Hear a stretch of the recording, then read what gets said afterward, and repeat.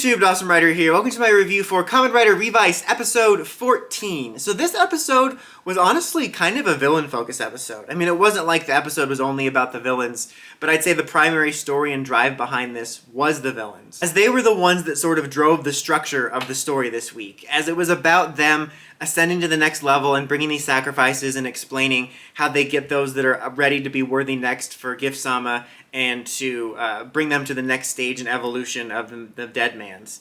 And so you have these two guys going off in these different paths to further that goal. You have the one guy showing up at the bathhouse to attack Revi and Vice, and then you have Dr. Guy going to attack Jean at school. And so you have those two things going on, so you kind of have this villain plot and it splinters out into these two separate attacks. And you also have a third thing going on, which is the reveal about the boss guy being the mole. And that ends up happening at the beginning of the episode where they're sort of setting a trap for him. Like they're talking about how it could be the bad guy, but I think it's Demons that doesn't want to believe it. But they set this trap for him because his goal amongst the villains is to get this Gift-sama stamp.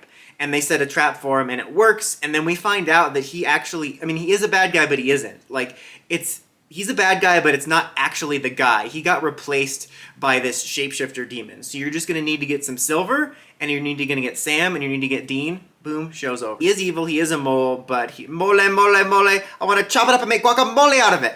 That was random. We'd find out he's evil, but it's not like the dude himself was evil. He got done replaced by a shapeshifter. So we have all three of those things going on. You have the fight with Revice, which was kind of funny and interesting at the same time because the guy was talking about how, you know, you don't realize the destruction you leave in your wake after you try to help people and, like, the consequences of it.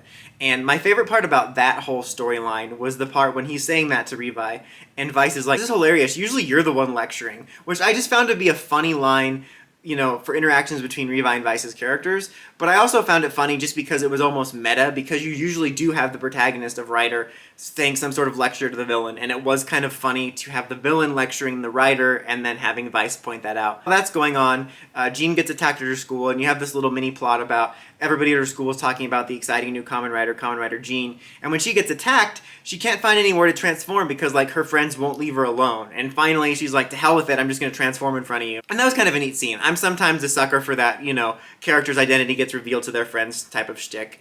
And they both ultimately win their battles, and thankfully there was no forced debut of anything this week. The end resolution of the episode is they do get these three guys ready for the next stage of evolution.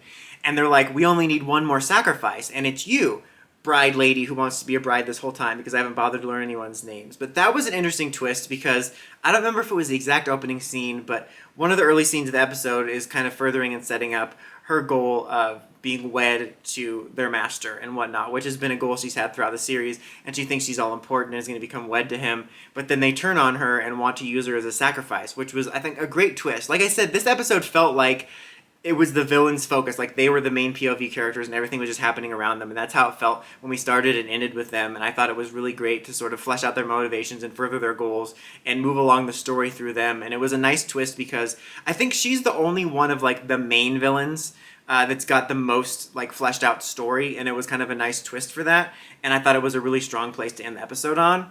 And something this episode made me think about too is I really like the way Revice has been handling their villains. Like, this isn't meant to be a saber bashing talk, because I came around to have a soft spot for that series to a degree. This isn't meant to be like, yeah, to hell with Saber. But I can't help but compare how they're handling villains to how the first half of Saber handled villains. Because Saber wound up having some interesting villains, but the pacing for them was all off. During the first half of the series, I felt like I knew nothing about them. I didn't find out anything interesting about them until they were killed off. And there was so many characters that I also had no time to care about them. But with Revice, like, not every single one of them is fully fleshed out yet. Like I mentioned, the girl's the only one that's really fleshed out. But I feel like they have more of a presence. I'm more invested in what they're doing. I understand what their plan is. They're moving it forward. And they've done a much better job of integrating them as a part of the show. And it makes the show more interesting overall, which I think is a huge benefit. So I wanted to highlight that because I really appreciate about Revice. It just really did a better job than Saber did with its villains at the beginning, where it felt like the villain's only purpose was to just be there to create the conflict of the week, but the characters are much better integrated, and, like, the cast in general, balancing your interest in the main characters and the writers and the side characters and the villains, because, you know, you even have interest in, like, the family characters and stuff. So yeah, overall, I would say another really good episode. I I don't want to keep handing out 4s, but I think this was a solid 4 because I kind of liked the structure of it where it felt like the villains were the main POV characters with everything happening around it. But what did you guys think of this episode? Let me know in the comments as always. Until next time, like, comment, subscribe, and climb the steps and ring that bell so you get notifications for my videos. Dawson Ryder, signing out.